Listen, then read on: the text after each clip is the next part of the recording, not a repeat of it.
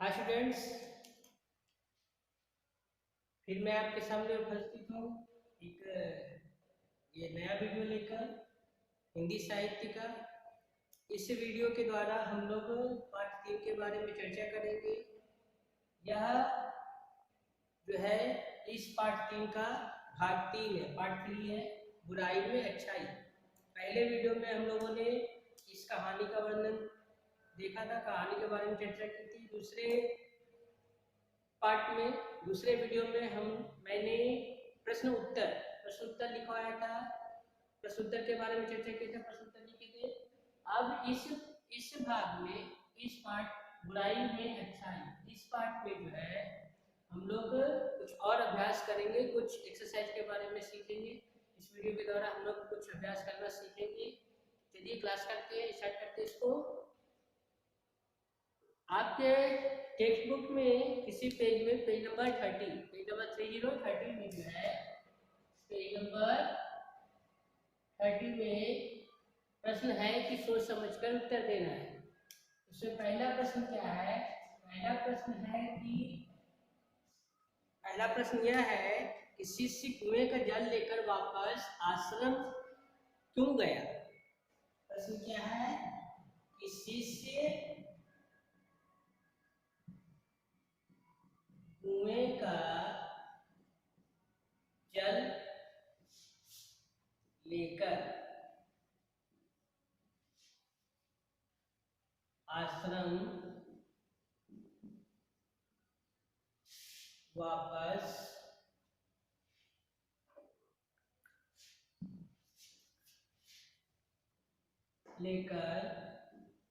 वापस आश्रम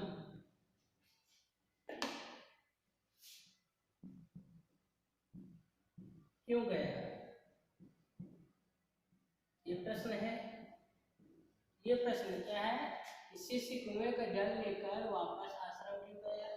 मैंने बताया है, कहानी अगर आप लोगों ने पढ़ी है या उस वीडियो को आप लोग देखेंगे तो सुने होंगे इस कहानी के बारे में। तो इसका उत्तर क्या लिखेंगे?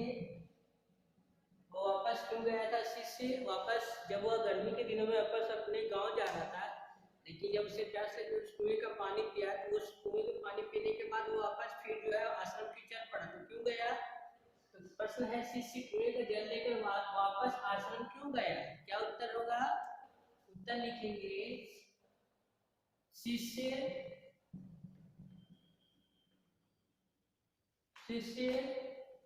उस कुएं के जल को उस कुएं के जल को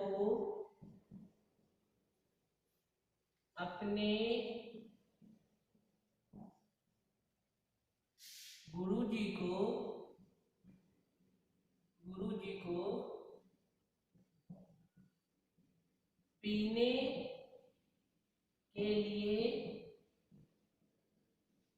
देना चाहता था।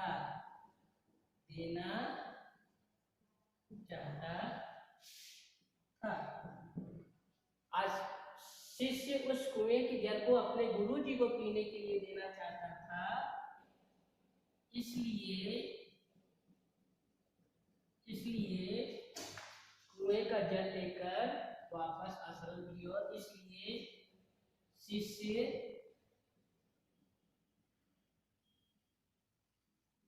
कुएं के जल को लेकर वापस आश्रम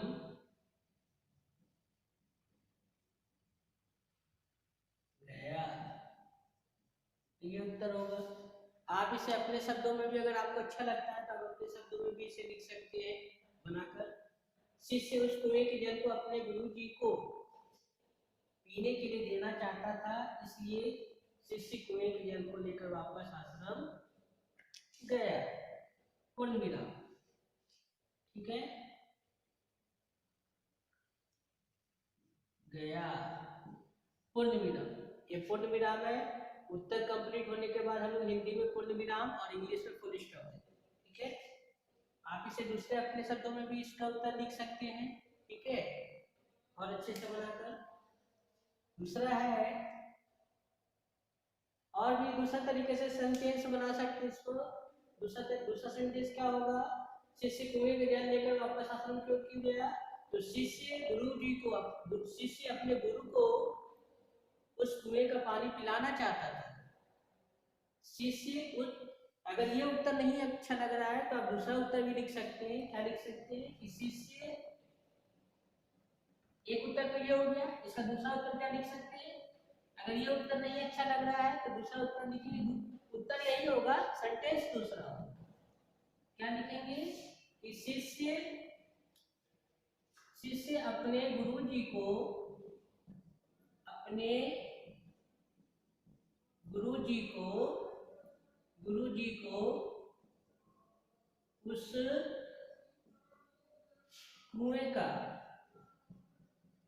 कुएं का जल,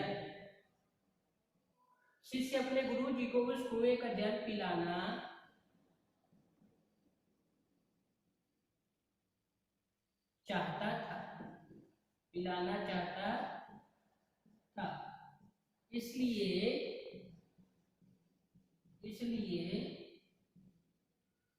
इसलिए वह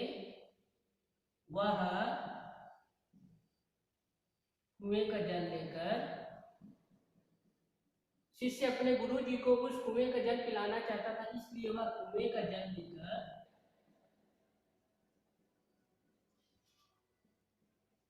लेकर वापस आश्रम गया। तो स्टूडेंट्स, आप लोगों ने देखा कि इस एक प्रश्न का उत्तर मैंने दो अलग अलग वाक्यों में लिखा है, दो अलग अलग तरीके से लिखा है। जिसको जो तरीका आसान लगेगा लिखने में, याद करने में, आप लोग उसे लिख सकते हैं। अब आते हैं दूसरे प्रश्न पर, इसी पेज नंबर 30 का दूसरा प्रश्न, ठीक है।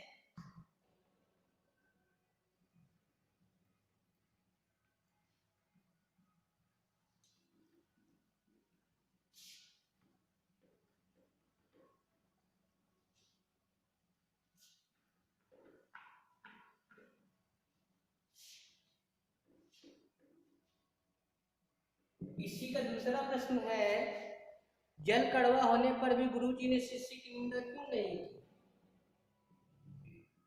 जल कड़वा होने पर भी गुरुजी ने शिष्य की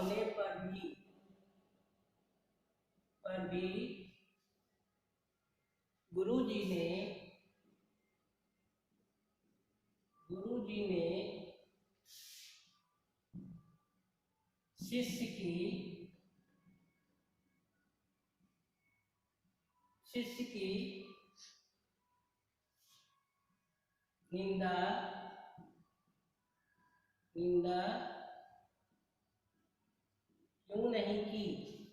क्यों नहीं की।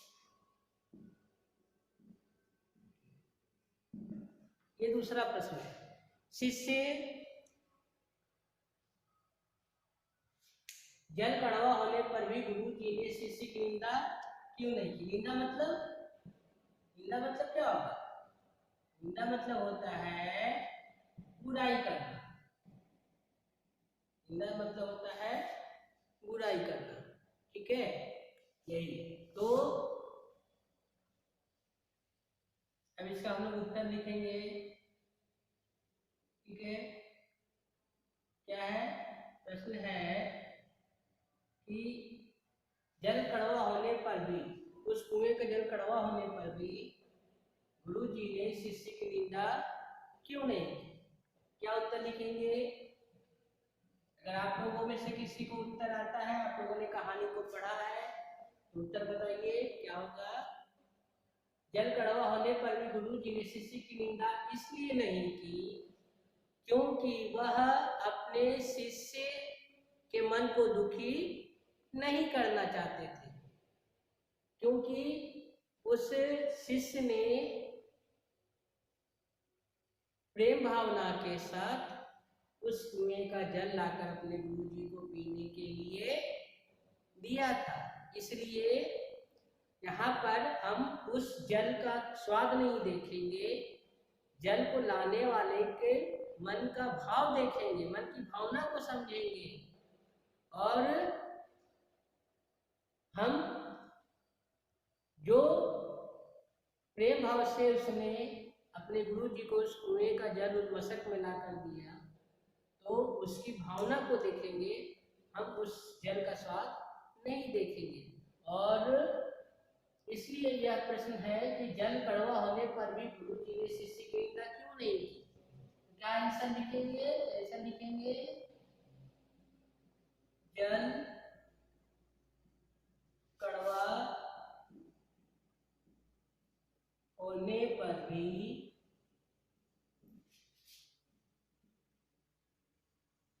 गुरु जी ने शिष्य की निंदा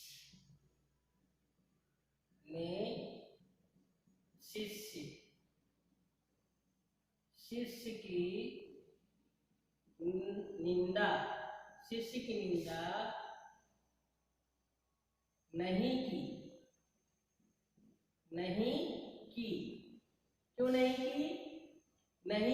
क्यों नहीं की? क्योंकि वह अपने शिष्य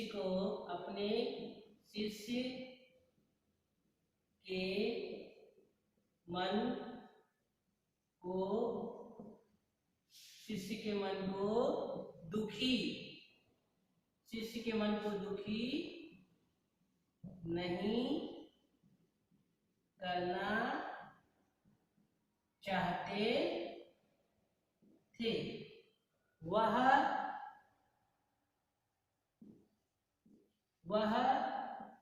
जल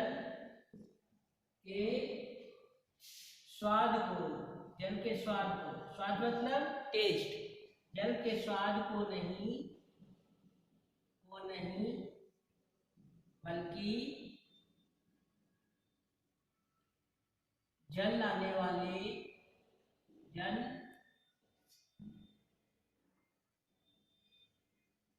जल को लाने वाले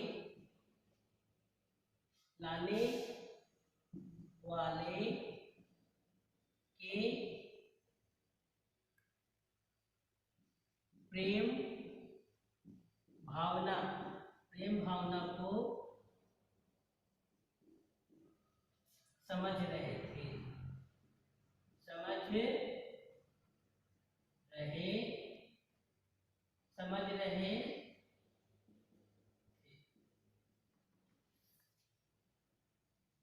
क्या उत्तर लिखा है मैंने?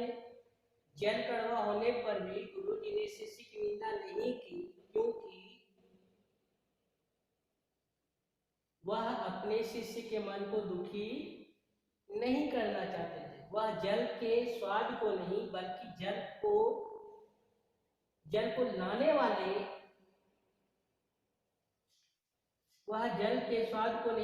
जल लाने के प्रेम भावना, जल के स्वाद को नहीं बल्कि जल लाने वाले के प्रेम भावना को समझ रहे थे।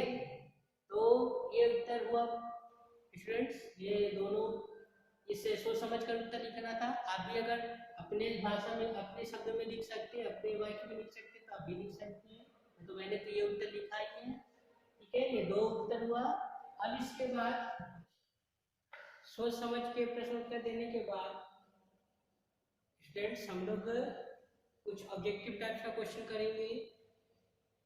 आप लोग देख सकते हैं कि मैंने कुछ फिल इन द ब्लैंक्स को लिखा है बोर्ड पर, रिक्त स्थानों को भरें, मतलब फिल इन द ब्लैंक्स। इसमें से 4 प्रश्न हैं। इस 4 प्रश्न में जो सही शब्द है इस फिल इन द ब्लैंक्स में भरना है। पहला प्रश्न है कि गर्मियों के दिनों में एक शिष्य अपने डैश मतलब फिल इन द ब्लैंक्स जा रहा था। तो अगर आप लोगों ने वीडियो में कहानी को ध्यान से सुना होगा, जिसके पास जिस स्टूडेंट्स के पास ये बुक है, अगर वो कहानी को पढ़े होंगे तो समझ गए होंगे कि गर्मी के दिनों में एक शिष्य अपने गुरुजी से सप्ताह भर की छुट्टी लेकर वह अपने कहाँ जा रहा था, गांव जा रहा था। क्या आंसर होगा, गांव, गांव जा रहा था। के गांव लिखेंगे, गांव जा रहा था, कहाँ जा रहा था, गांव जा रहा था। दूसरा है शिष्य को कुएं के जल से मिली, शिष्य को कुएं के जल से क्या मिली, शिष्य को कुएं के जल से क्या मिली, कुएं के जल पीने के बाद उसे महसूस हुआ कि इस कुएं के जल शीतल है, मतलब ठंडा है, तो उसे संतुष्टि मिली, अद्भुत तृप्ति, तृप्ति मतलब संतुष्टि मिली, संतोष हुआ उसे पीने के बाद। अद्भुत मतलब आश्चर्य। तो क्या उत्तर लिखेंगे, उत्तर लिखेंगे अद्भुत, अद्भुत, इस तरह से अद्भुत लिखेंगे, और तृप्ति, अद्भुत तृप्ति, तो वर्ड होगा अद्भुत तृप्ति मिली, क्या मिली, अद्भुत तृप्ति। ओके, इसके बाद है तीसरा है शिष्य को कुएं के जल से अद्भुत तृप्ति मिली, ये आंसर है, ठीक है, ये आंसर अद्भुत तृप्ति मिली। इसके बाद तीसरा प्रश्न है गुरुजी को जल के डैश के समान लगा, जब गुरुजी ने जल पिया तो उससे जल कैसा लगा, गंगा जल के समान, कैसा लगा, गंगा जल के समान। तो क्या आंसर होगा, गंगा जल, गंगा जल। गुरुजी को जल कैसा लगा, गंगा जल के समान लगा। और ये चौथा प्रश्न है मिठास और शीतलता इस जल में नहीं है तो क्या हुआ, इसे लाने वाले के किसमें है, मन में तो है, मन में। मिठास और शीतलता इस जल में नहीं है तो क्या हुआ, इसे लाने वाले के मन में तो है, ये उत्तर होगा। तो स्टूडेंट्स ये उत्तर है, ठीक है, ये सब रिक्त स्थान है। इसके अलावा भी और बहुत सारे ऑब्जेक्टिव टाइप्स का क्वेश्चन इस बुक में दिया हुआ है। इस विषय में हम लोग आगे के आने वाले वीडियो में और क्लास में चर्चा करेंगे, ठीक है। और इसको लिखना है कॉपी में, प्रश्न उत्तर को भी कॉपी में लिखना है, इस पार्ट का प्रश्न उत्तर भी लिखना है।